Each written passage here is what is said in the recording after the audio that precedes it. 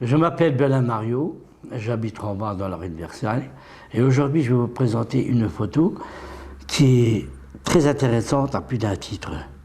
Elle a été prise en 1941 lors de la célébration de la première communion solennelle des enfants de Rambin nés en 1928.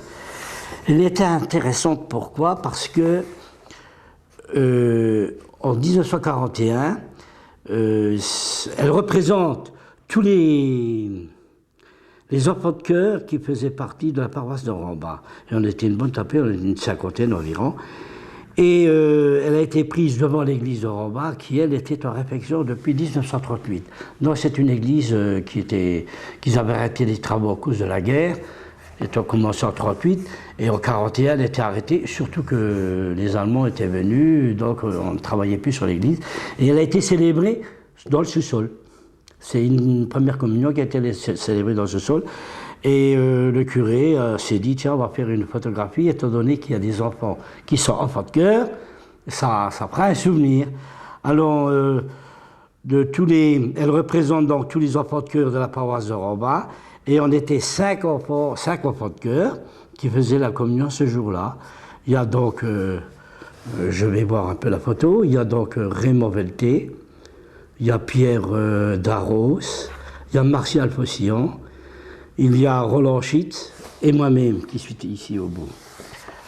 Voilà, alors ça c'est pour la photo. Et pour le côté histoire de France, je dirais même que c'est la première communion qui a été célébrée à Rambin sous l'occupation allemande. C'est la première communion faite à Rambin sous l'occupation allemande. En effet, les Allemands sont arrivés en France en juin 40, donc la communion était faite le 25 mai 41, donc c'était bien la première communion de l'époque.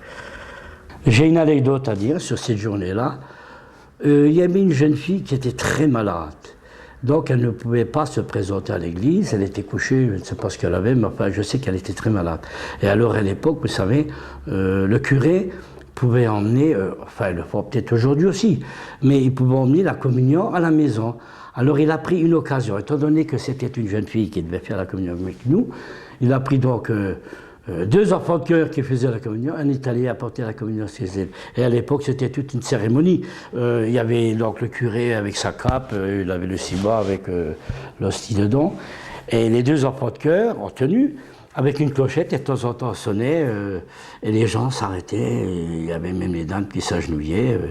Ça, c'est l'anecdote que je voulais raconter. Lorsque le chemin de fer a disparu, tout ça, c'est sûr que les usines démontées, pour nous, de ce côté-là, c'est pas un lien, hein.